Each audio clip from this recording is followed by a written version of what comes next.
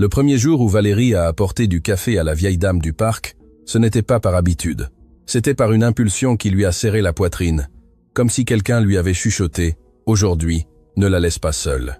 Et ce que Valérie ignorait, ce que personne ne savait, c'est que ce petit verre fumant allait allumer une vérité si grande que lorsqu'elle éclaterait enfin au grand jour, un millionnaire orgueilleux se retrouverait sans voix et le cœur à vif. Parce que parfois, les histoires les plus puissantes ne commencent pas dans des manoirs ou des bureaux de luxe. Elles commencent sur un vieux banc, dans un parc quelconque, avec une femme fatiguée, tremblant de froid, et une employée qui décide de regarder là où tous les autres détournent les yeux. Mais écoutez ceci, car si vous restez, vous comprendrez pourquoi cette histoire a fait pleurer même ceux qui juraient ne plus rien ressentir. Valérie apportait du café tous les jours à une dame inconnue. Et quand le propriétaire de la maison où Valérie travaillait l'a appris, il a cru que c'était une folie, une perte de temps, une manie, jusqu'à ce qu'un jour, par hasard, il la voit de ses propres yeux. À cet instant, quelque chose s'est brisé en lui. Ce n'était pas à cause du café, ni à cause de la dame. C'était à cause de la façon dont Valérie lui tendait ce verre, comme si elle tenait quelque chose de sacré. C'était à cause de la façon dont la vieille dame la regardait, comme si Valérie était la dernière bonne chose qu'il restait au monde. Et c'était à cause de ce que le millionnaire a entendu ensuite. Des mots si simples et si dévastateurs qu'ils l'ont obligé à affronter une vérité qu'il cachait depuis des années. Avant de continuer, je vous dis quelque chose. Si jamais vous avez eu l'impression que le monde avait oublié les bonnes personnes, abonnez-vous à la chaîne, car des histoires comme celle-ci vous rappellent qu'un petit geste peut changer un destin. Et maintenant, dites-moi en commentaire, que feriez-vous si vous découvriez qu'une personne proche de vous aide secrètement une personne dans la rue tous les jours? Cela vous dérangerait-il ou vous inspirerait-il?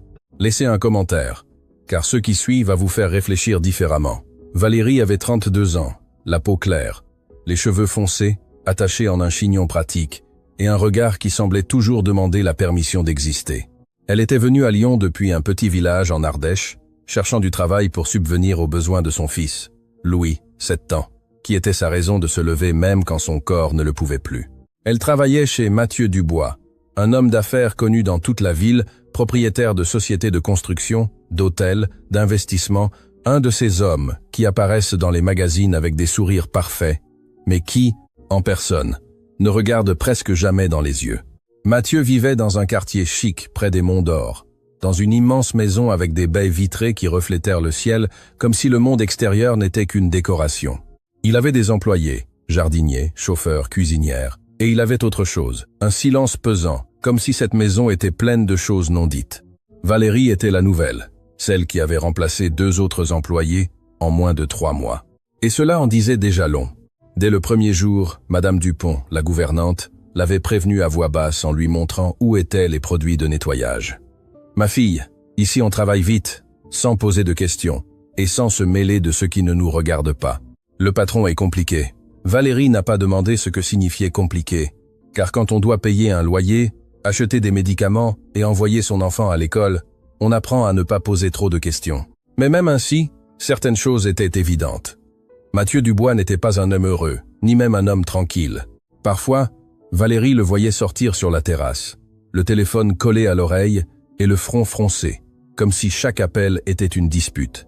D'autres fois, elle l'entendait marcher la nuit dans le couloir, à pas longs et impatient, comme un lion en cage. Et sur la table de la salle à manger, il y avait toujours un couvert en plus, une place vide, comme s'il manquait quelqu'un. Valérie l'a remarqué, mais n'a rien dit. Jusqu'à un jour, alors qu'elle sortait les poubelles, Mathieu est passé près d'elle et a parlé sans la regarder. « Ne jetez pas les sacs dans le grand conteneur.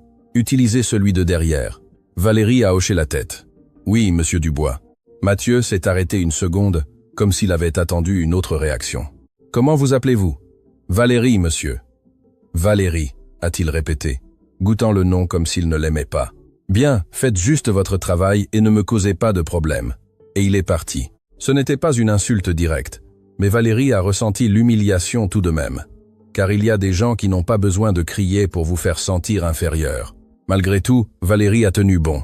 Elle a supporté les longues journées, les exigences, la froideur, jusqu'à ce que la dame du parc apparaisse. Le parc de la Tête d'Or se trouvait à 15 minutes à pied de la maison, et Valérie y passait quand elle allait acheter du pain ou des fruits au marché de la Croix-Rousse. Elle l'a vue pour la première fois un lundi. La vieille dame était assise sur un banc, le dos courbé et un manteau trop fin pour le froid. Elle avait les cheveux gris ébouriffés et les lèvres gercées. À côté d'elle, un petit sac en plastique avec 2 choses à l'intérieur, un morceau de pain rassis et une serviette. Valérie n'a pas pu s'empêcher de la regarder, non par curiosité, mais par ce coup de réalité qui vous coupe le souffle. Car la vieille dame lui rappelait sa grand-mère, le même regard, la même dignité fatiguée, la même façon d'être seule, même entourée de monde. Valérie a continué à marcher, mais au bout de 3 pas, elle s'est arrêtée, s'est retournée et s'est approchée. « Excusez-moi madame, tout va bien ?» La vieille dame a levé les yeux avec méfiance, comme si le monde lui avait appris que chaque question aimable cache un piège. « Je suis vivante », a-t-elle répondu sèchement. « Ça suffit. » Valérie a ressenti un pincement au cœur. Elle n'a pas insisté. « Eh bien, si vous avez besoin de quelque chose, je passe souvent par ici. » La vieille dame a lâché un rire sans joie. « Les gens passent », a-t-elle dit. « C'est ça qu'ils font. Ils passent. » Et elle a de nouveau fixé son regard droit devant elle. Valérie est partie, mais ce jour-là, elle n'a pas pu l'oublier. Cette nuit-là, en préparant le goûter de Louis, elle a regardé l'eau bouillir et a pensé « Comment quelqu'un peut-il se souvenir de toute sa vie sur un banc ?» Le lendemain, elle a préparé du café en plus, l'a versé dans un verre avec un couvercle et l'a mis dans son sac. Elle ne savait pas pourquoi. Elle savait juste qu'elle devait le faire. À partir de ce jour, le café est devenu un rituel. Ce n'était pas un café cher, ce n'était pas un grand geste, c'était juste un café chaud, avec 2 sachets de sucre que Valérie gardait de la salle à manger du travail. Quand elle le lui tendait, la vieille dame ne disait rien au début, elle le prenait juste avec des mains tremblantes, et le buvait lentement, comme si la chaleur lui réchauffait l'âme. Valérie s'asseyait à côté d'elle quelques minutes, parfois elle parlait, parfois elle restait simplement silencieuse. Et dans ce silence, Valérie a compris qu'il y avait des douleurs qui ne demandaient pas de solution, mais de la compagnie. La vieille dame s'appelait Madame Geneviève. Elle n'a pas voulu dire son nom de famille au début, comme si le nom de famille était une porte qu'elle ne voulait plus ouvrir, mais au fil des jours, elle s'est un peu détendue. « Vous avez des enfants ?» a-t-elle demandé un jeudi. « Oui, un. Il s'appelle Louis. C'est ma vie. » Madame Geneviève a baissé le regard. « J'en ai eu un, a-t-elle dit, et je l'ai perdu. » Valérie n'a pas demandé comment, car il y avait des sujets qui semblaient faits de verre. Elle lui a juste serré doucement la main. « Je suis désolée, Madame Geneviève. » La vieille dame a dégluti. « Ne me dites pas ça comme ça, ma petite, » a-t-elle chuchoté. « Parce que si vous me dites ça comme ça, j'ai envie de pleurer. » Et Valérie a senti un nœud dans la gorge. À partir de ce moment, Valérie n'apportait pas seulement du café. Parfois, elle apportait une viennoiserie ou un vieux pull ou un fruit. Rien qui manquerait à son fils, rien qui lui enlèverait l'essentiel, mais assez pour que Madame Geneviève ne se sente pas invisible. Et à un certain moment, Valérie a commencé à remarquer quelque chose d'étrange. Chaque fois qu'elle mentionnait son fils, Madame Geneviève se tendait, comme si ce mot lui ouvrait une blessure qui saignait encore. Et chaque fois que Valérie parlait de son travail, d'une grande maison dans les Monts d'Or, Madame Geneviève restait silencieuse, regardant le sol avec une expression étrange, comme si elle faisait des calculs dans sa tête, comme si cette information lui faisait mal d'une manière personnelle. Valérie l'a remarqué, mais n'a pas compris jusqu'au jour où Mathieu Dubois l'a suivi. Mathieu observait les détails depuis des semaines. La nourriture du réfrigérateur disparaissait un peu plus vite. Le café s'épuisait plus tôt que d'habitude et Valérie, certains matins, mettait un peu plus de temps à revenir quand on l'envoyait chercher quelque chose. Ce n'était pas beaucoup, mais Mathieu était le genre d'homme qui remarquait même l'air manquant. Une nuit, il a appelé Madame Dupont, la nouvelle. « Que fait-elle quand elle sort ?» Madame Dupont s'est tendue. « À quoi vous référez-vous, monsieur ?»« Ne faites pas semblant. Elle va voir quelqu'un, elle fait entrer des gens ici, elle vole ?» Madame Dupont a ouvert les yeux. « Non, monsieur. Valérie est travailleuse. » Mathieu s'est approché, sérieux. « Alors dites-moi, pourquoi gaspille-t-elle des choses de la maison ?»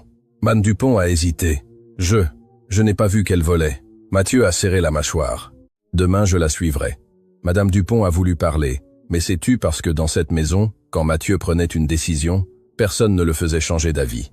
Et c'est ainsi que le lendemain, Mathieu Dubois s'est retrouvé au parc de la Tête d'Or, debout à quelques mètres, voyant son employé remettre un café à une vieille dame, comme si elle lui remettait son propre cœur.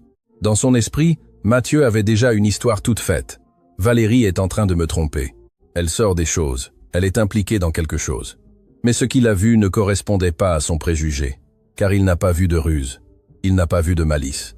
Il a vu quelque chose qu'il ne comprenait pas, la compassion. Et malgré tout, Son orgueil ne lui a pas permis de ressentir de la tendresse. Il a ressenti de la colère. « Que faites-vous » a-t-il grommelé, apparaissant soudainement. Valérie a failli laisser tomber le verre de café. « Monsieur Dubois, je… » Madame Geneviève a levé les yeux, et pour la première fois, son expression a complètement changé. Ses yeux se sont agrandis, son visage est devenu pâle, et le verre a tremblé dans ses mains comme si elle avait vu un fantôme. Mathieu a regardé la vieille dame et a froncé les sourcils. Qui est-elle? Valérie a dégluti nerveusement. C'est Madame Geneviève. Je lui apporte du café parce que… Mathieu l'a coupé. Avec des choses de ma maison? Valérie a rougi. Ce n'est pas du vol, monsieur. Je le paye avec ce que je gagne. J'utilise juste l'eau chaude d'eux. La voix de Mathieu est devenue dure. Vous ne décidez pas qui vous aider avec mon temps. Je vous paye pour travailler, pas pour jouer à la sauveuse. Valérie a serré les poings, retenant ses larmes. Je ne joue pas, monsieur. Elle est seule. Mathieu a lâché un rire court et froid. Et qu'est-ce que ça me fait? Maintenant, toute la ville est ma responsabilité? Valérie l'a regardé dans les yeux pour la première fois avec courage. Non, mais c'est la responsabilité de tous de ne pas faire semblant d'être aveugle. Le silence est devenu pesant. Mathieu a fait un pas vers Madame Geneviève. Et vous? Qu'est-ce que vous lui avez dit pour qu'elle vous apporte des choses? Madame Geneviève tremblait, non pas de peur de Mathieu, mais de quelque chose de plus profond, quelque chose d'ancien, quelque chose qui l'étouffait. D'une voix brisée, Madame Geneviève a lâché une phrase qui a changé l'atmosphère du parc. « Je n'ai rien demandé », a-t-elle chuchoté. « Elle m'apporte du café parce qu'elle me rappelle quelqu'un que j'ai perdu. » Mathieu est resté immobile. « Qui ?» Madame Geneviève a levé les yeux lentement et l'a regardé avec une intensité qui l'a désarmé. « Ma fille. » Valérie a ouvert les yeux. Mathieu a dégluti. « Sa fille. » Madame Geneviève a serré le verre contre sa poitrine et, avec des larmes accumulées qui osaient enfin couler, elle a dit « Oui. Et toi? Toi aussi tu me la rappelles, Mathieu. » Mathieu a reculé d'un pas comme s'il avait reçu un coup. « Comment savez-vous mon nom ?» Madame Geneviève a respiré avec difficulté, car sa voix s'est brisée. « Parce que je t'ai vu grandir. » Et à cette seconde, Valérie a compris que ce qui se passait était bien plus grand qu'un café. Et Mathieu, pour la première fois depuis longtemps, a eu peur, car si cette vieille dame disait la vérité, alors il y avait quelque chose de son passé sur le point d'exploser. Et ça, c'était la seule chose que Mathieu Dubois ne pouvait pas contrôler avec de l'argent. Le silence au parc de la Tête d'Or est devenu épais. Les bruits du parc, les enfants qui jouent, le vendeur de ballons, le chant lointain d'un joueur d'orgue de Barbarie, semblaient s'être éteints autour de ce banc. Mathieu Dubois n'était pas un homme qui se surprenait facilement. Il avait affronté des crises financières, des procès, des trahisons commerciales, mais cette phrase « Je t'ai vu grandir » lui est tombée comme une pierre sur la poitrine. « Je ne sais pas qui vous êtes », a-t-il dit d'une voix ferme, même si à l'intérieur quelque chose tremblait. « Et je n'aime pas que l'on joue avec moi. » Madame Geneviève n'a pas détourné le regard. « Je ne joue pas, Mathieu. » Valérie observait la scène, le cœur battant. Elle avait l'impression d'assister à quelque chose qu'elle ne devrait pas, mais elle ne pouvait pas non plus partir. Il y avait trop d'émotions contenues dans l'air. Mathieu a serré les poings. « Ma mère est morte il y a des années. » Madame Geneviève a fermé les yeux une seconde. Une larme a roulé sur sa joue marquée par le temps. « Oui, elle est morte pour toi. » Cette phrase l'a déstabilisée. « Qu'est-ce que ça signifie ?» Madame Geneviève a respiré profondément. « Cela signifie qu'on t'a dit qu'elle était morte parce que c'était plus facile que de t'expliquer la vérité. » Valérie a senti un frisson lui parcourir le dos. Mathieu a reculé d'un pas. « Vous êtes confuse ?» « Non. » La voix de Madame Geneviève était douce mais ferme. « Confuse. J'ai attendu de nombreuses années que tu reviennes. » Le monde de Mathieu a commencé à craquer de l'intérieur. On lui avait toujours dit que sa mère était morte quand il avait 5 ans, que c'était une maladie soudaine, que son père avait fait tout son possible. Il n'y a jamais eu de veillée publique, jamais beaucoup de photos, jamais de détails, juste le silence. Et maintenant, cette femme sur un banc disait « Non, ce n'est pas possible. » Mathieu a secoué la tête. « Mon père ne mentirait jamais sur une chose pareille. » Madame Geneviève a lâché un rire amer. « Ton père n'a jamais supporté que je veuille partir. » Valérie a ouvert les yeux. « Partir? » « Oui. » Madame Geneviève a regardé ses mains tremblantes. « Il voulait que je sois l'épouse parfaite, silencieuse, soumise. Mais j'avais des rêves, j'avais une voix. » Mathieu a senti que le sol sous ses chaussures italiennes n'était plus ferme. Mon père était un homme respecté, c'était un homme puissant, a-t-elle corrigé, et il achetait les silences. Le cœur de Mathieu battait fort. « Vous inventez cela, Madame Geneviève ?» Elle l'a regardé avec un mélange de douleur et de tendresse. Tu as le même regard quand tu es en colère, exactement comme quand tu étais enfant et que tu ne voulais pas dormir. Valérie a senti que l'air lui manquait. Mathieu a commencé à respirer plus vite. Arrêtez. Mais Madame Geneviève a continué parce qu'elle savait que c'était être la seule chance qu'elle aurait. On t'a éloigné de moi une nuit. On a dit que c'était pour ton bien, que je n'étais pas stable, que tu avais besoin de discipline. Mathieu a senti que quelque chose en lui voulait écouter et quelque chose voulait fuir. C'est un mensonge. On m'a forcé à signer des papiers. On m'a dit que si je ne le faisais pas, je ne te reverrais plus jamais. La voix de Madame Geneviève s'est brisée. J'ai signé, croyant que c'était temporaire. Valérie a porté la main à sa bouche. Le parc n'existait plus, seulement cette histoire respirant entre eux. Mathieu a retrouvé des fragments. Une petite valise, une étreinte précipitée, la voix de son père disant « Ta mère est malade, elle ne peut pas s'occuper de toi. » La voix de Mathieu est devenue plus basse. Je me souviens qu'elle pleurait. Madame Geneviève a fermé les yeux. Je n'ai jamais cessé de te chercher. Un tremblement a traversé le corps de Mathieu. Et pourquoi êtes-vous ici? Pourquoi dans ce parc? Parce que j'ai su que tu vivais près d'ici.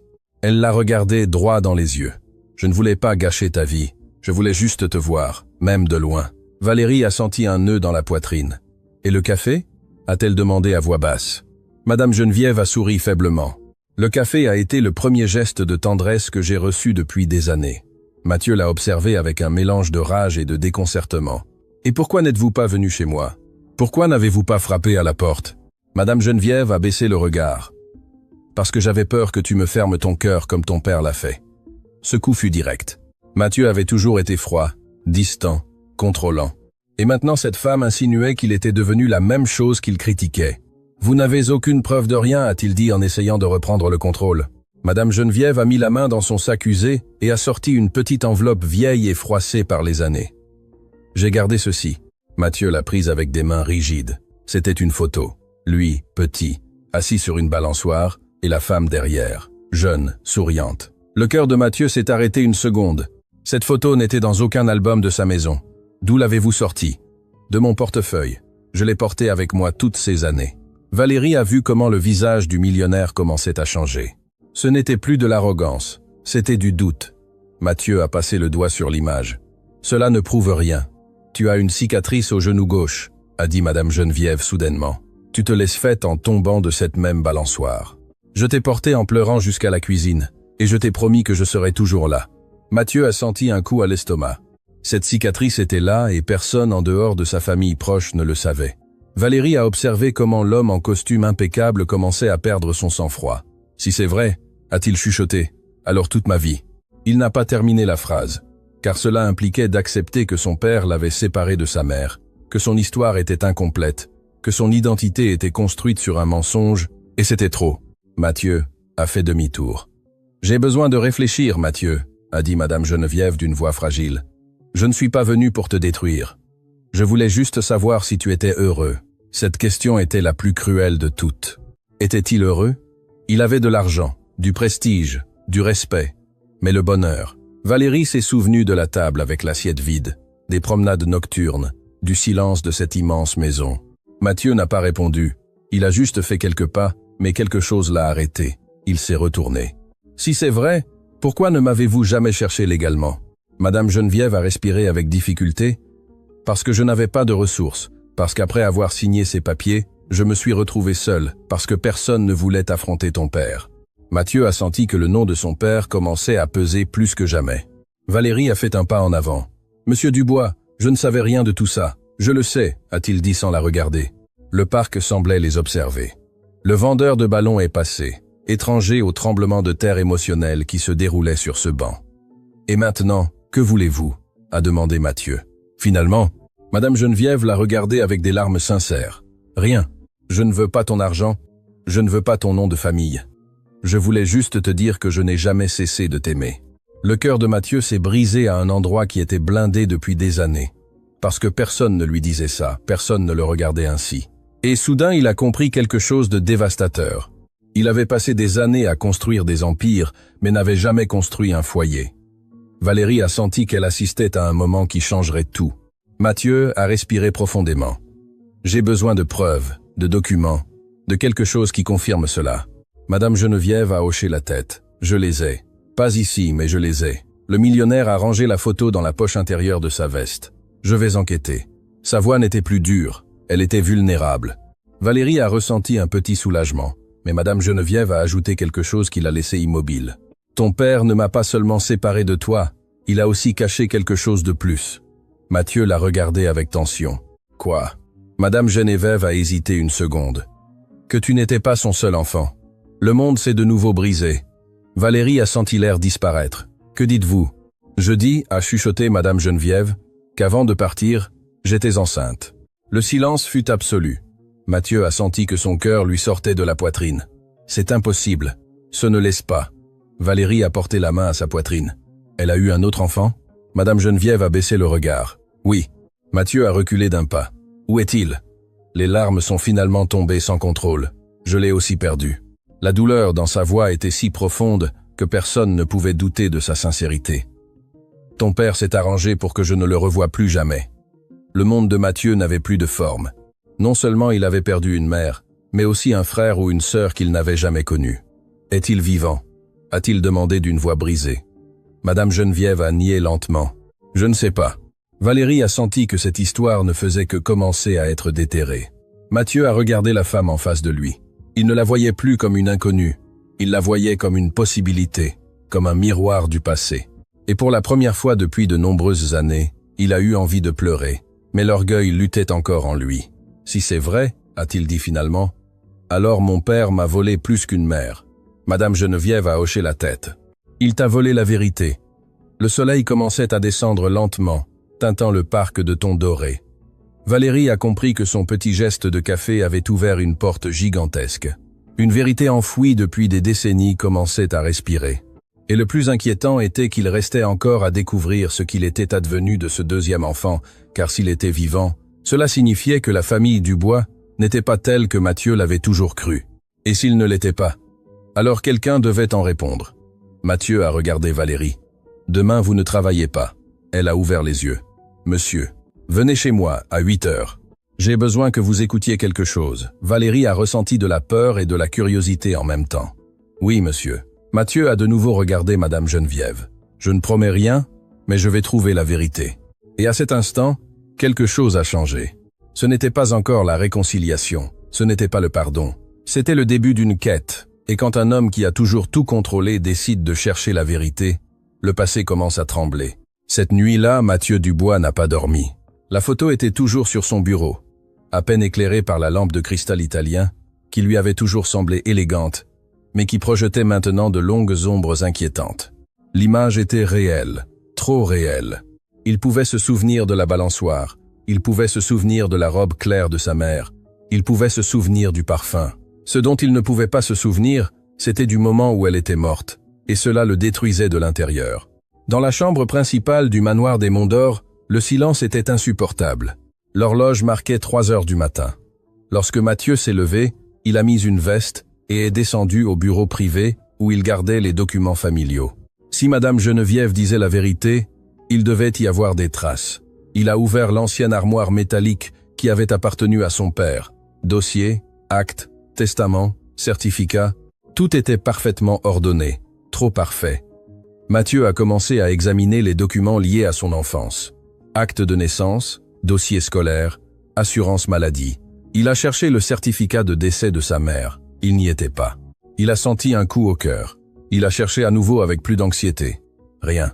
Comment était-ce possible? Il avait toujours cru l'avoir vu. Il avait toujours supposé qu'il existait.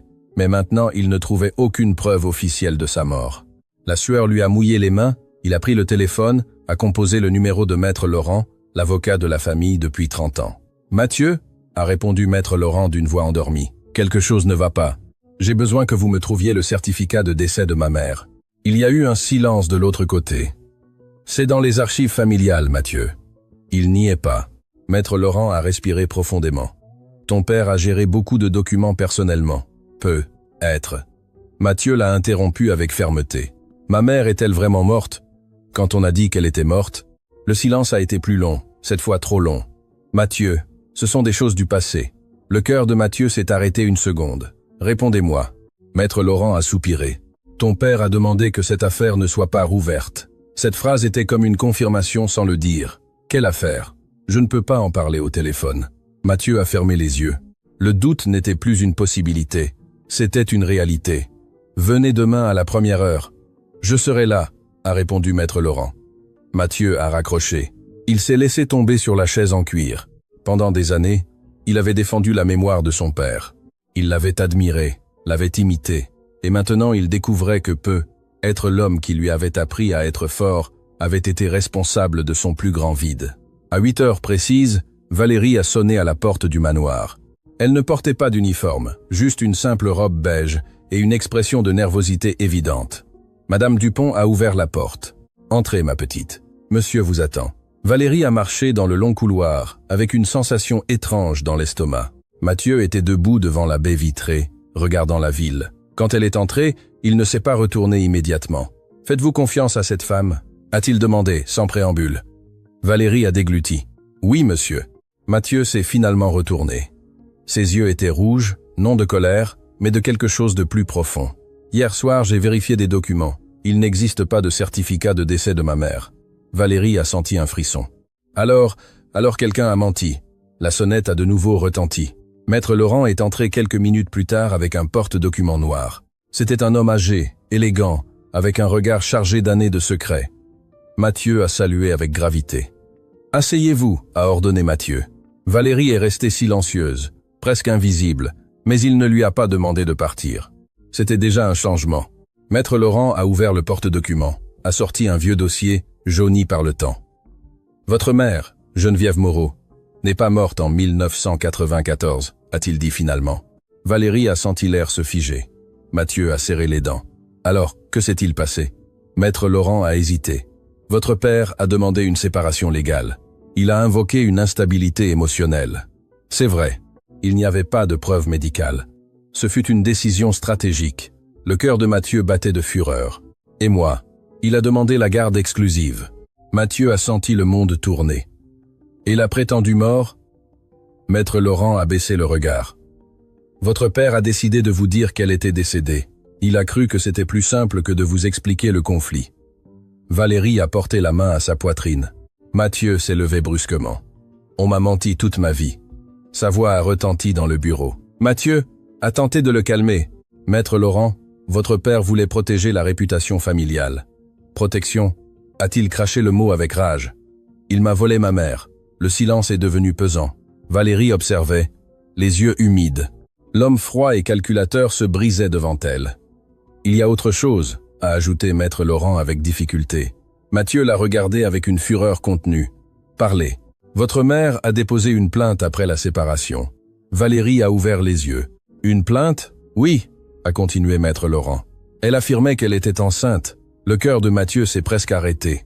Et votre père a contesté la déclaration. Il a allégué que ce n'était pas son fils. Mathieu a eu des nausées. C'est vrai.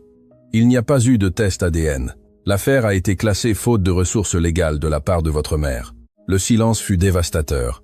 Valérie a senti que l'histoire de Madame Geneviève commençait à s'assembler. « Ce bébé est né ?» a demandé Mathieu d'une voix à peine audible. Maître Laurent a respiré profondément. « Oui, le monde s'est arrêté. »« Où est-il » a chuchoté Mathieu. Maître Laurent a dégluti. « Il n'y a pas de registres ultérieurs dans nos archives. » Mathieu a senti que l'air lui manquait. « Comment ça? Pas de registre. Après la plainte, votre père a payé un accord extrajudiciaire. » Valérie a senti le sang lui monter à la tête. « Un accord? Oui. En échange du fait qu'Elvira renonce à toute réclamation. » Mathieu a fermé les yeux avec force.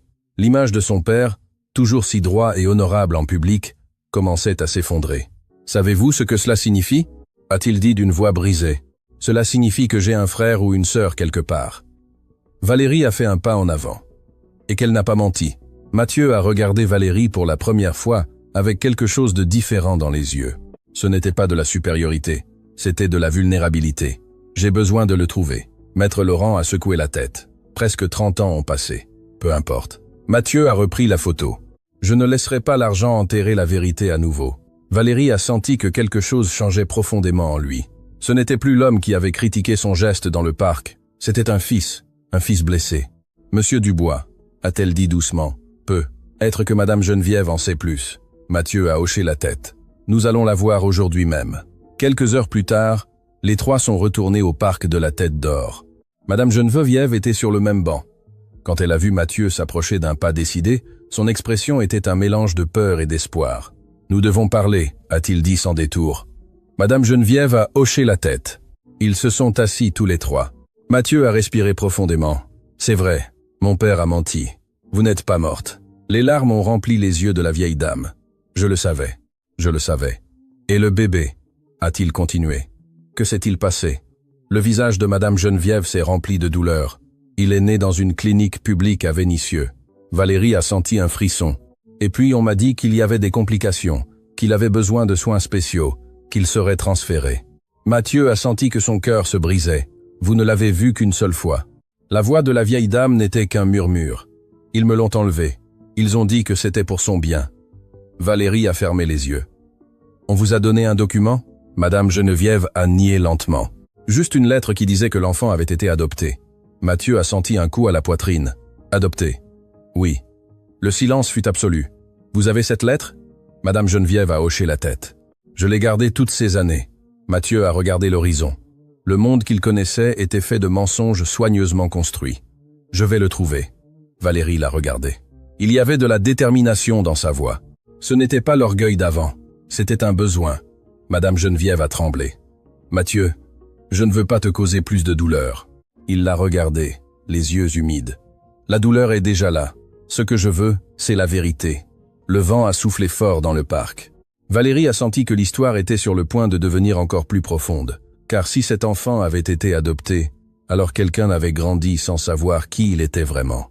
Et si Mathieu le trouvait, plus rien ne serait pareil. L'air au parc de la Tête d'Or n'était plus le même. Il y avait quelque chose dans le regard de Mathieu que Valérie n'avait jamais vu auparavant. Ce n'était pas de l'arrogance, ce n'était pas du contrôle. C'était de l'urgence. Une urgence silencieuse qui ne naît pas de l'orgueil, mais du vide. Madame Geneviève, assise sur le banc, tenait son sac usé comme si elle y gardait le dernier morceau de son passé. « La lettre est dans ma chambre », a-t-elle dit d'une voix tremblante. « Je n'ai jamais osé la jeter. » Mathieu a hoché la tête. « Allons-y maintenant. » Valérie a hésité une seconde. Elle n'avait jamais vu le millionnaire marcher aussi vite, sans se soucier de qui le regardait. Il n'avait pas sa posture rigide habituelle. Il ne ressemblait pas à l'homme qui donnait des ordres lors de réunions millionnaires. Il ressemblait à un fils qui craint d'arriver trop tard.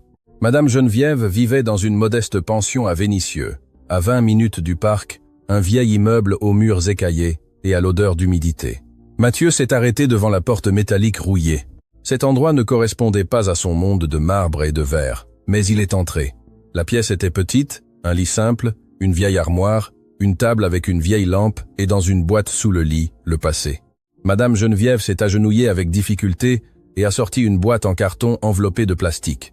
Ses mains tremblaient. « Je n'ai jamais pensé que tu reviendrais pour ça », a-t-elle chuchoté. Mathieu s'est penché devant elle. Pour la première fois, ses yeux n'étaient pas au-dessus de quelqu'un. Ils étaient au même niveau. Madame Geneviève a ouvert la boîte. Il y avait de vieilles photos, des coupures de journaux, un bracelet d'enfant et une enveloppe blanche jaunie par les années.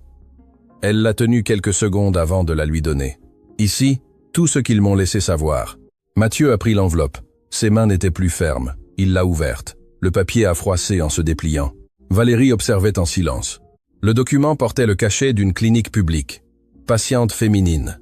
Geneviève Moreau. Nouveau-né masculin. État stable. Transfert autorisé. Plus bas, une note dactylographiée.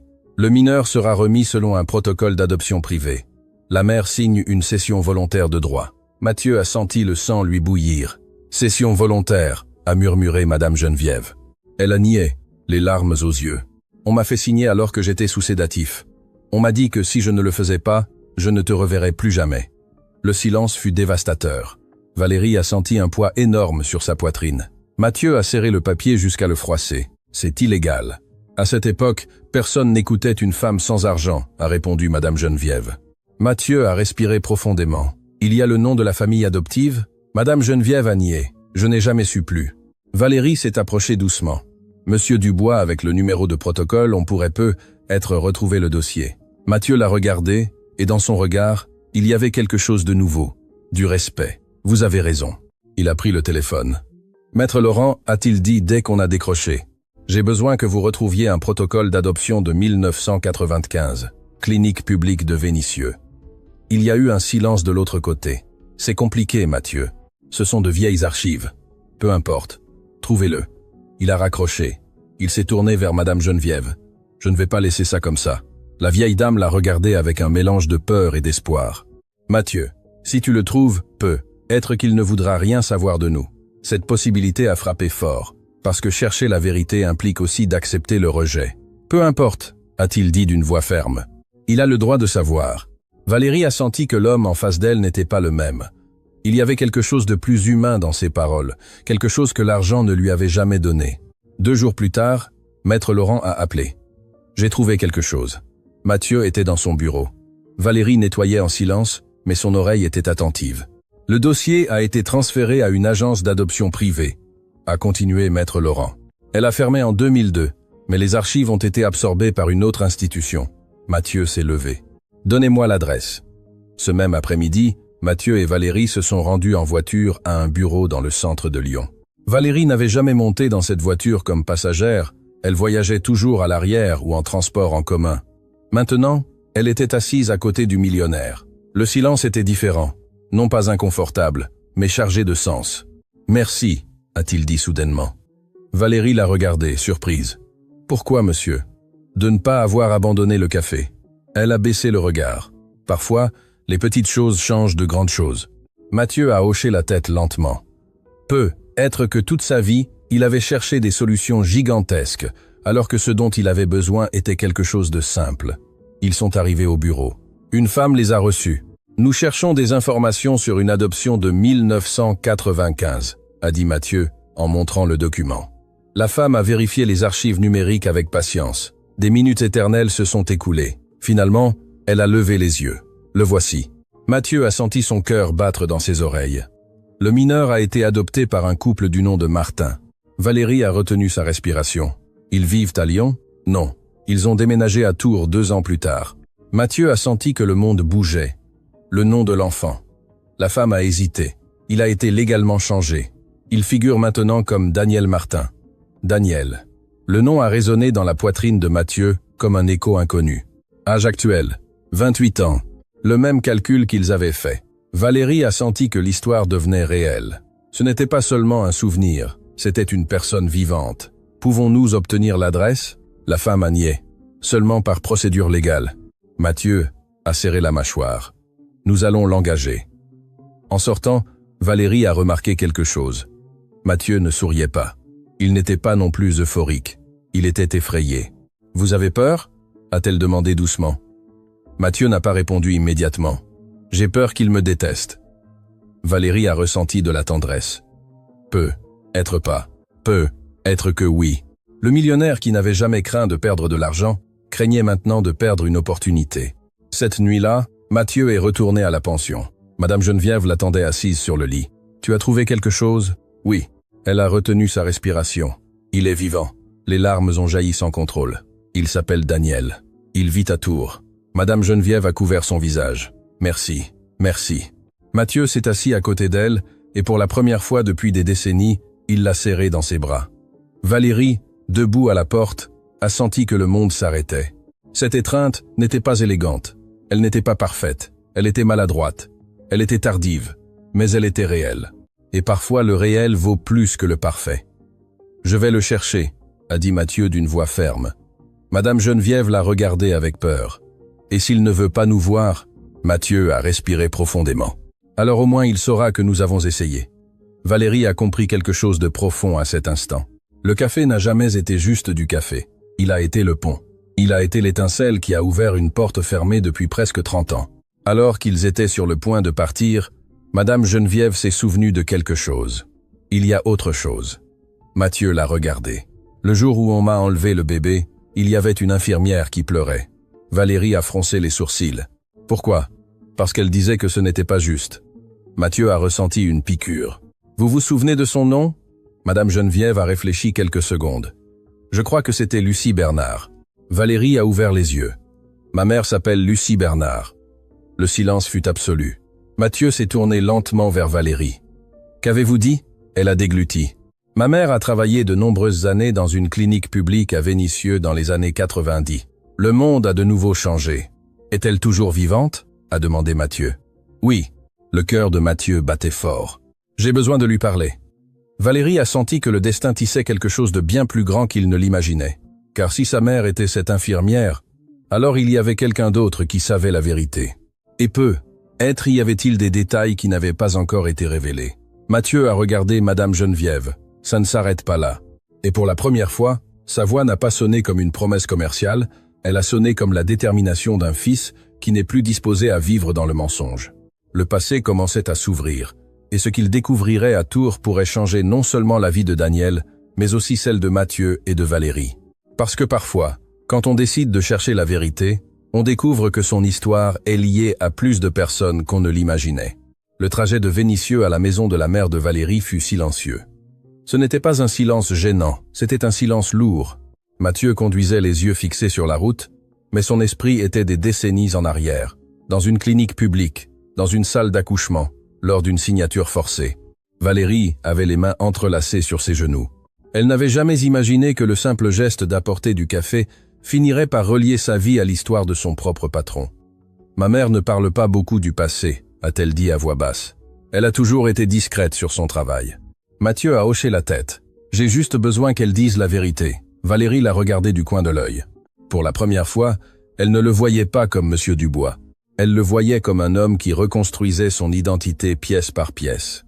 Ils sont arrivés à une maison simple, dans un quartier tranquille de Vénissieux. Murs peints en bleu clair, un petit jardin avec des pots de fleurs. Valérie est descendue la première, a frappé à la porte. Une femme d'une 50aine d'années a ouvert. Cheveux attachés, regard chaleureux, fatigue noble. « Valérie ?» a-t-elle demandé, surprise. « Tout va bien ?» Valérie a respiré profondément. « Maman, nous avons besoin de parler. » La femme a regardé Mathieu, l'a reconnu instantanément. Le sang lui a quitté le visage. « Toi » a-t-elle chuchoté. Mathieu a senti un coup au cœur. « Vous êtes Lucie Bernard ?» Elle n'a pas répondu immédiatement. Ses yeux ont commencé à s'humidifier. « Oui. » Valérie a senti son cœur battre fort. « Maman, as-tu travaillé à la clinique publique de Vénissieux en 1995 ?» Lucie a fermé les yeux une seconde. « Oui. » Le silence est devenu pesant. Mathieu a fait un pas en avant. « Ma mère a accouché là-bas cette année-là. » Lucie l'a regardé comme si elle attendait ce moment depuis des années. « Je sais. » Valérie a senti le sol disparaître sous ses pieds. « Quoi ?» Lucie a respiré profondément. « Entrez. » Ils sont entrés. Le salon était petit mais accueillant. Lucie s'est assise lentement. Ses mains tremblaient. « J'ai toujours su que ce jour viendrait, » a-t-elle dit. Mathieu a senti un frisson. « Alors vous savez ce qui s'est passé ?» Lucie a baissé le regard. « Ta mère ne voulait pas signer. » Le cœur de Mathieu s'est arrêté. « Comment ?» On lui a dit que le bébé avait besoin de soins spéciaux, qu'il serait préférable de le transférer. Elle était faible, vulnérable, et elle était sous sédatif. Valérie a porté la main à sa bouche. « On l'a forcé ?» Lucie a hoché la tête. Le père de l'enfant était présent. Il avait des avocats, il avait de l'influence. Mathieu a senti que la rage commençait à bouillir. « Mon père ?» Lucie l'a regardé avec compassion. « Oui. » Le silence fut dévastateur. « J'étais jeune, » a continué Lucie. « Je n'avais pas de pouvoir. Je ne pouvais que regarder. » Valérie a senti un nœud dans la gorge. « Pourquoi pleurais-tu » a-t-elle demandé. Lucie a regardé sa fille. « Parce que j'ai vu une mère être séparée de son enfant sans comprendre vraiment ce qu'elle signait. » Mathieu a senti que l'air devenait lourd. « Le bébé était en bonne santé ?» Lucie a soutenu son regard. « Oui. » Ce mot est tombé comme une bombe. Il n'avait pas besoin de transfert. Il n'avait pas besoin d'adoption. Valérie a senti l'indignation lui parcourir le corps. « Alors c'était une tromperie ?» Lucie a hoché la tête. « Oui. » Mathieu s'est levé brusquement. « Mon père a acheté le silence de tous. » Lucie a nié doucement. « Pas de tous. » Mathieu l'a regardé. « J'ai gardé une copie du dossier. » Le cœur des trois s'est accéléré. « Vous l'avez » a demandé Mathieu d'une voix tendue. Lucie s'est levée. Elle a marché vers un vieux tiroir, a sorti une enveloppe, l'a posée sur la table. Je n'ai jamais pu la détruire. Mathieu a ouvert l'enveloppe avec des mains tremblantes. Il y avait des dossiers médicaux, des signatures, une note manuscrite, transfert demandé par le tuteur légal, mère sous l'effet de sédatifs. Mathieu a senti le sang lui bouillir. « Ceci prouve qu'elle a été forcée » a-t-elle demandé. Lucie a hoché la tête. « Cela prouve qu'elle n'était pas en état de signer volontairement. » Le silence fut profond. Mathieu a respiré profondément. Avec ça, je peux rouvrir le dossier. Lucie l'a regardé attentivement. Mathieu ne cherche pas seulement la justice légale. Il a froncé les sourcils. Que voulez-vous dire? Cherche la vérité émotionnelle. Valérie a senti que cette phrase était importante. Lucie a continué. Ton père a agi par peur. Je ne justifie pas ce qu'il a fait. Mais la peur engendre des décisions cruelles. Mathieu a serré les poings. Peur de quoi? Lucie l'a regardé droit dans les yeux. De perdre le contrôle, de perdre sa réputation, de te perdre. Le silence fut révélateur. Valérie a compris quelque chose à cet instant. Le père de Mathieu n'avait pas agi seulement par méchanceté. Il avait agi par obsession, par besoin de domination. Mon frère sait-il quelque chose? A demandé Mathieu finalement. Lucie a nié. Je ne crois pas. Valérie a regardé sa mère. Vous souvenez-vous du nom de l'intermédiaire de l'adoption? Lucie a réfléchi quelques secondes. C'était un homme appelé Étienne Moreau.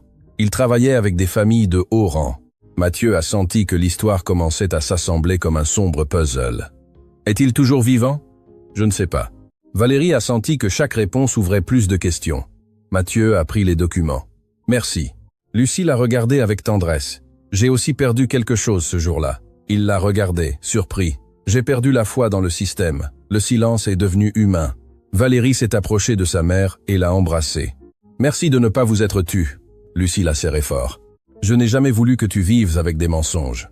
Mathieu a observé la scène et a compris quelque chose qui l'a frappé avec une douceur brutale. L'amour n'est pas toujours parfait, mais quand il est sincère, il résiste aux décennies. Il s'est tourné vers Lucie. Seriez-vous prête à témoigner si nécessaire? Lucie a respiré profondément. Oui. Valérie a ressenti de la fierté. Sa mère n'avait pas été complice. Elle avait été témoin et maintenant elle serait une voix. En sortant de la maison, Mathieu a marché en silence. « Que ferez-vous maintenant » a demandé Valérie. « Partir pour Tours. » Elle l'a regardé. Seul, Mathieu a hésité une seconde. Il l'a regardé droit dans les yeux. « Je veux que vous veniez. » Valérie a ouvert les yeux. « Moi? Vous avez été le début de tout cela. » Le cœur de Valérie battait fort. Elle n'avait jamais imaginé qu'elle finirait par faire partie de quelque chose d'aussi grand. « D'accord. » Mathieu a respiré profondément. « Demain, nous partons tôt. » Cette nuit-là, alors que le ciel de Lyon se teignait d'orange et de violet, 3 vies changeaient en même temps. Madame Geneviève, dans sa petite chambre, priait en silence. Lucie, dans sa maison bleue, regardait le passé avec moins de culpabilité. Et Mathieu, dans son immense manoir, comprenait pour la première fois que le pouvoir ne le rendait pas fort. La vérité, oui.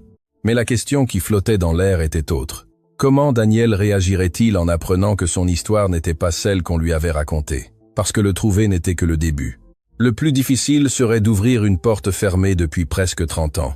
Et parfois, tout le monde n'est pas prêt à entendre qui il est vraiment. Le lever du soleil à Lyon fut différent ce matin-là. Non pas parce que le ciel était plus clair, non pas parce que l'air était différent, mais parce que pour la première fois depuis de nombreuses années, Mathieu Dubois ne s'est pas réveillé en pensant aux affaires, mais à un nom, Daniel. Valérie est arrivée à l'heure avec un petit sac à dos et le cœur battant. Elle n'avait jamais quitté la ville en accompagnant son patron, et encore moins pour quelque chose d'aussi personnel. La voiture noire a avancé sur l'autoroute en direction de Tours, tandis que le silence entre eux était chargé de pensées non dites. « Et s'il ne veut pas me voir ?» a demandé Mathieu soudainement, sans quitter la route des yeux. Valérie a mis quelques secondes à répondre. Alors, au moins il saura qu'il existe une vérité plus grande que celle qu'on lui a racontée. Mathieu a hoché la tête lentement. Pendant des années, il avait contrôlé des contrats, des entreprises, des investissements. Mais maintenant, il était confronté à quelque chose qu'il ne pouvait pas calculer avec des chiffres. La peur de ne pas être accepté. Ils sont arrivés à midi. Maître Laurent avait réussi à obtenir une adresse grâce à une procédure légale préliminaire. Daniel Martin vivait dans un quartier résidentiel tranquille, loin du luxe ostentatoire, mais confortable. Valérie a regardé les maisons alignées, les arbres bien entretenus, les voitures garées devant chaque garage. Être a-t-il eu une bonne vie? A-t-elle chuchoté? Mathieu a senti un nœud dans la gorge. Je l'espère. Ils se sont garés devant une maison de couleur crème avec un petit balcon. Mathieu a respiré profondément avant de descendre. Pendant 1 seconde, il a hésité. Ce n'était pas une peur physique, c'était une peur émotionnelle. Il a sonné. Des secondes éternelles se sont écoulées. La porte s'est ouverte. Un homme d'environ 28 ans est apparu. Cheveux foncés, regard ferme, posture tranquille, Et quelque chose dans son expression a fait que le monde s'est arrêté parce qu'il avait les mêmes yeux que Mathieu. Valérie l'a remarqué instantanément. Daniel a froncé légèrement les sourcils. Oui. Mathieu a ouvert la bouche, mais les mots ne sont pas sortis. Il n'avait jamais répété ce moment. Il n'avait jamais imaginé que le sang pouvait se reconnaître ainsi. Daniel Martin a-t-il finalement réussi à dire « Oui, qui le cherche ?» Mathieu a dégluti. « Mon nom est Mathieu Dubois. » Daniel l'a regardé sans le reconnaître. « Ça ne me dit rien. » Valérie a fait un petit pas en avant. « Nous venons vous parler de quelque chose d'important. » Daniel a évalué leur visage. Il n'a pas vu de menace, mais de l'attention. « Je travaille », a-t-il dit fermement. « Si c'est commercial, cela ne m'intéresse pas. » Mathieu a respiré profondément. « Ce n'est pas commercial, c'est personnel. » Daniel a hésité. Finalement, il a ouvert un peu plus la porte. 5 minutes. Ils sont entrés. Le salon était simple, ordonné. Sur une étagère, il y avait des photos de famille. Daniel avec un couple âgé, souriant. Mathieu a ressenti quelque chose d'inattendu. Du soulagement. Il avait été aimé. Daniel s'est assis en face d'eux. « Bien. De quoi s'agit-il » Mathieu a senti son cœur battre dans sa poitrine. « Savez-vous que vous avez été adopté » Le silence fut immédiat. Daniel a cligné des yeux une fois, puis deux. « Oui » a-t-il répondu avec un calme surprenant. « Mes parents ne me l'ont jamais caché. » Valérie a senti l'air recommencer à circuler. Daniel a croisé les bras. « Qu'est-ce que cela a à voir avec vous » Mathieu a soutenu son regard. « Cela a à voir avec votre origine. » Daniel n'a pas perdu son sang-froid. « Mon origine est cette maison. Mes parents, ma vie. » Mathieu a hoché la tête lentement. « Et cela ne change pas. » Le jeune homme l'a observé avec prudence. Alors expliquez. Mathieu a respiré profondément. « Votre mère biologique s'appelle Geneviève Moreau. » Daniel est resté immobile. L'expression ferme a commencé à se briser à peine perceptiblement. « Comment savez-vous cela ?»« Parce que c'est ma mère aussi. » Le monde s'est figé. Valérie a senti le temps s'arrêter. Daniel s'est levé d'un bond. « Que dites-vous » Mathieu s'est également levé, mais a gardé ses distances. « Je dis que je suis ton frère. » Le silence est devenu presque douloureux. Daniel a commencé à marcher d'un côté à l'autre. « Non, non, ce n'est pas possible. » Valérie observait, le cœur battant. Daniel a passé une main dans ses cheveux. « Mes parents m'ont dit que ma mère biologique ne pouvait pas s'occuper de moi, que c'était une décision volontaire. » Mathieu a soutenu le regard. « Ce ne l'était pas. » Daniel s'est arrêté. « Vous insinuez que j'ai été volé ?» Le mot est tombé comme une pierre. Mathieu ne l'a pas esquivé. Je dis qu'il y a eu manipulation. Daniel l'a regardé avec incrédulité et une rage contenue. « Et pourquoi devrais-je vous croire ?» Mathieu a sorti la copie du dossier, l'a posée sur la table. « Parce que j'ai des preuves. » Daniel a hésité, a pris les papiers. Ses yeux ont parcouru les lignes lentement. Valérie pouvait voir sa respiration changer. « Ceci est faux », a-t-il chuchoté, bien que sa voix ne semble pas convaincue. « Il y a une infirmière prête à témoigner », a ajouté Mathieu, « et ma mère n'a jamais cessé de te chercher. » Daniel a levé les yeux brusquement. « Elle est vivante ?» La question n'avait pas de rage, elle avait de la peur. Mathieu a hoché la tête. « Oui. » Daniel a senti que le monde s'inclinait. Pendant des années, il avait imaginé sa mère biologique comme une ombre, un mystère clos.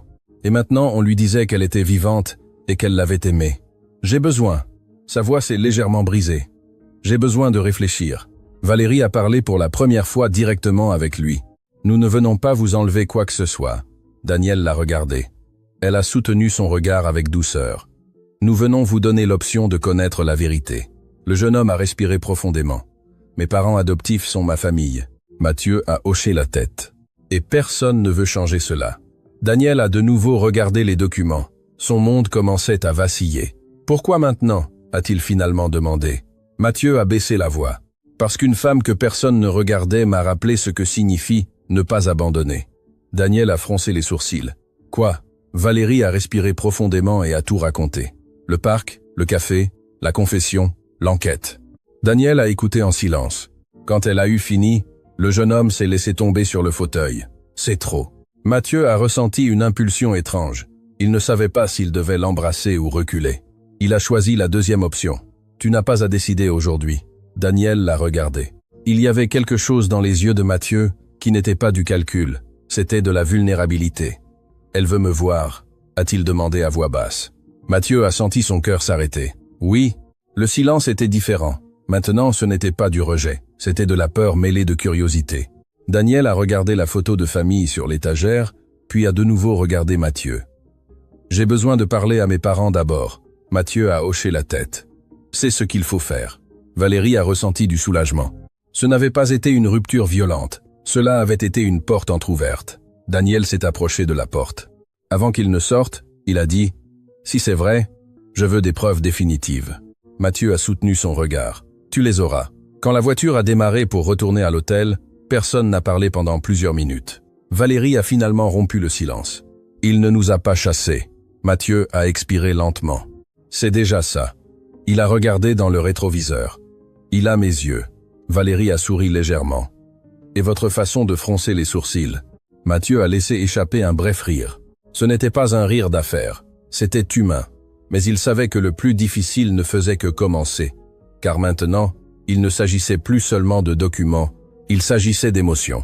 Et les émotions ne se signent ni ne s'archivent, elles s'affrontent. À Tours, Daniel est resté debout devant la porte fermée, tenant les papiers, sentant que la vie qu'il connaissait avait des fissures. Et pour la première fois de sa vie, il s'est demandé qui il était vraiment. Cette nuit-là à Tours, personne n'a dormi en paix. Dans la chambre d'hôtel, Mathieu est resté assis devant la fenêtre, regardant les lumières lointaines de la ville, comme s'il pouvait y trouver une réponse. Valérie était dans la chambre voisine, mais elle non plus ne parvenait pas à s'endormir. Elle savait que ce qui était en jeu n'était plus seulement une retrouvaille, c'était une identité, c'était une appartenance, c'était une blessure ouverte depuis près de 30 ans. Pendant ce temps, dans la maison crème du quartier tranquille, Daniel était assis à la table de la salle à manger avec ses parents adoptifs, Monsieur Henri et Claire Martin. Le dossier avec les documents était ouvert devant eux. Le silence pesait comme un orage avant d'éclater. « D'où as-tu tiré ça ?» a demandé Claire d'une voix tremblante. Daniel a respiré profondément. « Ils sont venus me voir aujourd'hui. Un homme nommé Mathieu Dubois. Il dit qu'il est mon frère. » Monsieur Henri est resté immobile. Le nom est tombé sur la table comme un écho inconfortable. « Dubois » a-t-il répété lentement. Claire a baissé le regard. Daniel l'a remarqué. « Vous saviez quelque chose ?» Le silence a été la réponse. « Maman » a-t-il insisté doucement. « J'ai besoin de savoir. » Claire a commencé à pleurer en silence. Monsieur Henri a posé une main sur son épaule. Nous savions que l'adoption n'était pas très claire. Daniel a senti son estomac se nouer. Pas clair comment. Monsieur Henri a soupiré profondément. L'intermédiaire nous a assuré que c'était une cession volontaire. Mais il y avait des commentaires, des rumeurs selon lesquelles le père biologique avait beaucoup de pouvoir. Daniel a senti que le monde commençait à basculer. Et malgré tout, vous avez signé. Claire a levé les yeux, plein de larmes. Nous te désirions tellement, mon fils, que nous n'avons pas assez posé de questions. La douleur dans sa voix était réelle. Daniel a senti que la colère ne trouvait pas sa place, car ses parents adoptifs n'étaient pas des méchants. Ils l'avaient aimé, ils l'avaient soigné, ils lui avaient donné une enfance stable, mais maintenant, il existait une autre vérité. Savait-il que ma mère biologique était vivante ? A-t-il demandé d'une voix brisée. Claire a nié avec force. On nous a dit qu'elle était décédée peu après l'accouchement. Daniel a fermé les yeux. Le mensonge avait été plus grand qu'il ne l'imaginait. Non seulement pour lui, mais pour tous. Le silence est devenu pesant. « Tu veux la rencontrer ?» a demandé Monsieur Henri finalement. Daniel a hésité. Son cœur battait fort. « Je ne sais pas. » Claire a pris ses mains. « Mon fils, t'aimer n'a jamais dépendu de ton origine. Mais si tu as besoin de réponses, nous ne t'arrêterons pas. » Cette phrase lui a donné quelque chose d'inattendu. La liberté. Daniel a respiré profondément. « J'ai besoin de la voir. » Le lendemain matin, le téléphone de Mathieu a vibré. Un message inconnu. « Je veux parler seul, sans avocat, sans pression. » Mathieu a senti son cœur s'accélérer. Valérie, assise en face de lui à la table du petit déjeuner, a remarqué le changement dans son expression. « C'est lui. » Mathieu a hoché la tête. Il veut parler seul. Valérie l'a regardé avec sérieux. « Vas-y. » Mathieu a hésité. « Et s'il me rejette ?» Valérie a soutenu son regard. « Alors au moins tu auras été courageux. » Mathieu a respiré profondément et a répondu. « Je suis là. »« Dis-moi, où ?» La réponse est arrivée quelques minutes plus tard. Parc Jardin de la Hacienda, à 11 heures. Le destin semblait répéter la scène initiale, un autre parc, un autre banc, une autre conversation qui pouvait tout changer. Daniel était assis quand Mathieu est arrivé. Il ne portait pas de costume, pas de montre coûteuse, juste un jean et une chemise simple. Mathieu s'est arrêté devant lui. La ressemblance était impossible à ignorer. Les mêmes pommettes, la même ligne de la mâchoire. Daniel a rompu le silence. Je ne suis pas venu pour me battre. Mathieu a hoché la tête. Moi non plus. Ils se sont assis. Pendant un moment, aucun ne savait quoi dire. J'ai toujours su que quelque chose n'allait pas, a finalement confessé Daniel. Mais je ne savais pas quoi. Mathieu l'écoutait, sans l'interrompre. Je ne viens pas te prendre ta vie, a-t-il dit avec honnêteté. Je veux juste que tu aies l'option de connaître la vérité. Daniel a baissé le regard. Pourquoi maintenant? Mathieu a respiré profondément. Parce qu'une femme que personne ne regardait m'a rappelé ce que signifie ne pas abandonner. Daniel a levé les yeux. Elle m'a vraiment cherché toutes ces années? Mathieu a hoché la tête. Elle n'a jamais cessé de le faire. Le silence est devenu doux, non tendu. Daniel a dégluti. Et toi? Mathieu a hésité une seconde. Je ne savais pas que tu existais, mais maintenant que je le sais, je ne peux pas l'ignorer. Cette sincérité a changé quelque chose dans l'air. Daniel a respiré profondément. Je veux la voir. Les mots étaient simples, mais ils ont pesé comme une porte qui s'ouvre. Mathieu a senti sa poitrine se remplir de quelque chose de chaleureux. Ce n'était pas un triomphe, c'était un soulagement. Cet après-midi-là, Daniel a parlé à ses parents adoptifs. Il leur a expliqué sa décision. Claire a pleuré. Monsieur Henri l'a serré fort dans ses bras. « Ton cœur est grand », lui a-t-il dit. « C'est ce qui compte. » Daniel a senti qu'il ne perdait pas une famille. Il élargissait son histoire. Quand la voiture est partie pour revenir à Lyon, Mathieu a regardé Daniel dans le rétroviseur avec un mélange d'émotion et de crainte. Valérie, assise à l'arrière à côté de Daniel, avait l'impression d'assister à quelque chose de sacré. Personne ne parlait beaucoup, mais le silence n'était plus pesant, il était expectant. Madame Geneviève était assise dans sa petite chambre quand elle a entendu des pas dans le couloir. Mathieu a ouvert la porte lentement. Daniel est resté sur le seuil. Le temps a semblé s'arrêter. Madame Geneviève a levé les yeux. Leurs regards se sont croisés. L'air a disparu. Daniel, a-t-elle chuchoté comme si le nom avait attendu sur ses lèvres pendant des décennies. Daniel a senti son cœur battre dans sa poitrine. Il avait imaginé ce moment de nombreuses fois depuis qu'il avait su la vérité. Mais la réalité était différente, plus fragile, plus humaine. Il s'est approché lentement. Madame Geneviève s'est levée avec difficulté. Ses mains tremblaient. « Pardonne-moi », fut la première chose qu'elle dit. « Pardonne-moi de ne pas t'avoir protégé. » Daniel a senti que quelque chose en lui se brisait parce qu'il n'a pas vu de culpabilité, il a vu de la douleur. « Ce n'était pas ta faute », a-t-il chuchoté. Les larmes ont commencé à couler sans permission. Madame Geneviève a tendu la main mais n'a pas osé le toucher. Daniel a fait le dernier pas et l'a serré dans ses bras. Ce n'était pas un câlin parfait. Il était maladroit, rempli de larmes contenues pendant des années. Valérie a senti sa poitrine exploser. Mathieu observait, les yeux humides, car ce câlin ne guérissait pas seulement sa mère, il le guérissait aussi. Madame Geneviève pleurait sans bruit. « Je t'ai pensé chaque jour », a-t-elle chuchoté. Daniel a fermé les yeux. « Je ne savais pas, mais j'ai toujours senti qu'il manquait quelque chose. » Le temps est devenu hors de propos. 30 ans se sont compressés en un seul instant. Mathieu s'est approché lentement. Daniel a levé les yeux. Ils se sont observés quelques secondes et sans rien dire, ils se sont aussi serrés dans les bras. C'était une étreinte différente, plus contenue, mais pleine de reconnaissance.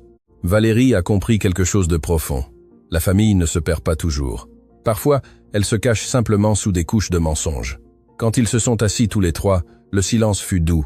Daniel a regardé Mathieu. « Je ne sais pas comment ça va se passer maintenant. » Mathieu a hoché la tête. « Nous n'avons pas à le décider aujourd'hui. » Daniel a regardé Madame Geneviève. « Je veux juste la connaître, pas à pas. » Elle a souri entre ses larmes. « C'est suffisant. » Valérie a senti que l'histoire atteignait un point de lumière, mais elle savait qu'il manquait encore quelque chose. Car guérir, ce n'est pas effacer le passé, c'est apprendre à vivre avec lui. Et il y avait encore des questions sans réponse, des questions sur le père de Mathieu, sur la justice, sur les décisions qui avaient causé tant de douleur. Mais pour la première fois, la vérité n'était plus enterrée. Elle était assise dans cette petite pièce, respirant. Et même si l'avenir était incertain, il y avait de l'espoir.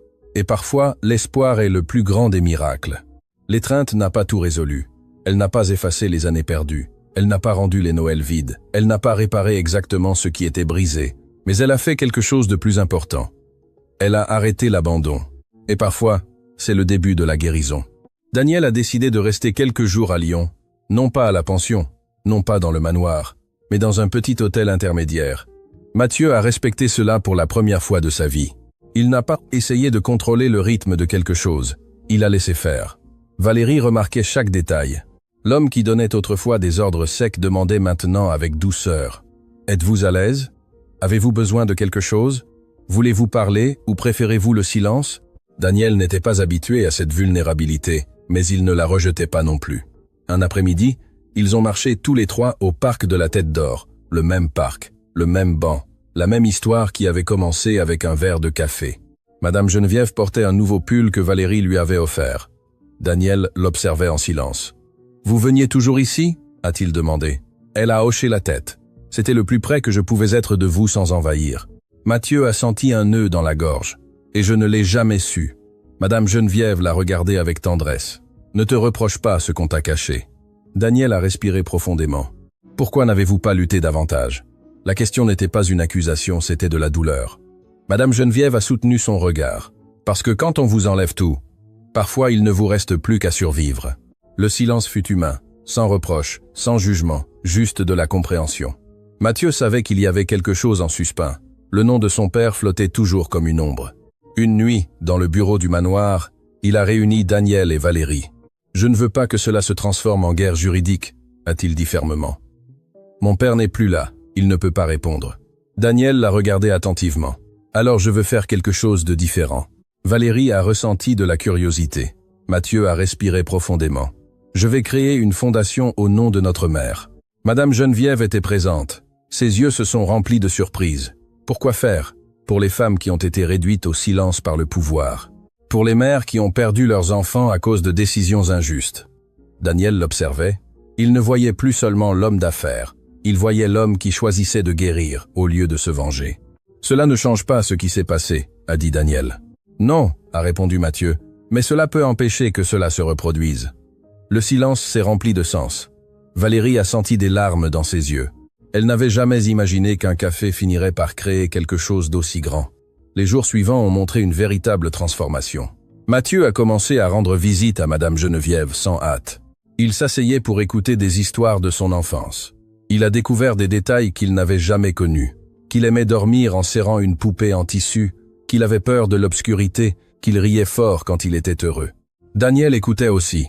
Il se reconnaissait dans certains traits et dans d'autres, il découvrait des différences qui le rendaient unique. Il ne se faisait pas concurrence, il n'essayait pas d'occuper une place déjà prise. Ils apprenaient à coexister.